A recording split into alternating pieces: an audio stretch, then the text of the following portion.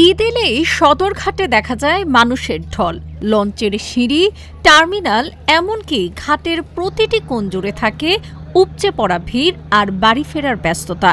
কিন্তু এবার যেন সেই চেনা দৃশ্যটাই বদলে গেছে। রাজধানীর অন্যতম ব্যস্ত নৌ টার্মিনাল সদরঘাটে এবারে নেই আগের মতো চাপ। ঘাট জুড়ে নেই অতিরিক্ত ঠেলাঠেলি কিংবা তীব্র ভোগান্তির চিত্র। যাত্রীদের উপস্থিতি থাকলেও পুরো পরিবেশ অনেকটাই স্বস্তির।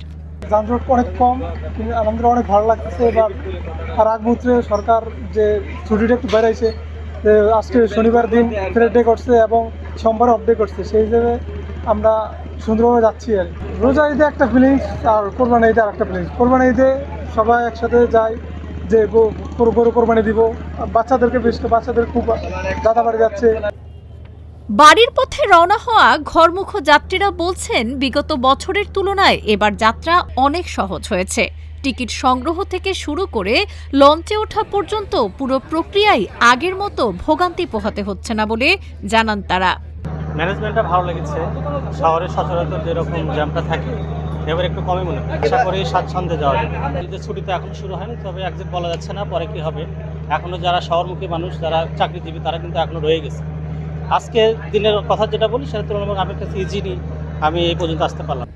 যাত্রীদের ধারণা, এবার অনেকে আগে ভাগে বাড়ি ফিরতে শুরু করেছেন। সময় ভাগ করে যাত্রা করায় একসঙ্গে অতিরিক্ত চাপ পড়েনি সদরঘাটে। আর সে কারণেই ঈদ যাত্রায় কিছুটা হলেও স্বস্তি ফিরেছে। কোরবানি দিব, হাট বাজার করবো, মা বাপ নিয়ে আনন্দ ভর্তি করবো। জাম কম, জামটা কম, অনেক কম। কোনো ঈদে যাইতে পারি, কোনো ঈদে যাইতে পারি না। একবার কোরবানিতে যাইতে পারি, আরেকবার রমজানিতে যাইতে পারি। প্রতি বছর ঈদ এলেই যেখানে সদরঘাটে নেমে আসে বিশৃঙ্খল পরিস্থিতি, সেখানে এবার তুলনামূলক শান্ত পরিবেশে বাড়ি ফিরতে পারছেন মানুষ। ফলে স্বস্তির এই যাত্রা ঘরমুখ মানুষের মুখে ফুটিয়েছে স্বস্তির হাসি। ডেস্ক রিপোর্ট, আজকের পত্রিকা।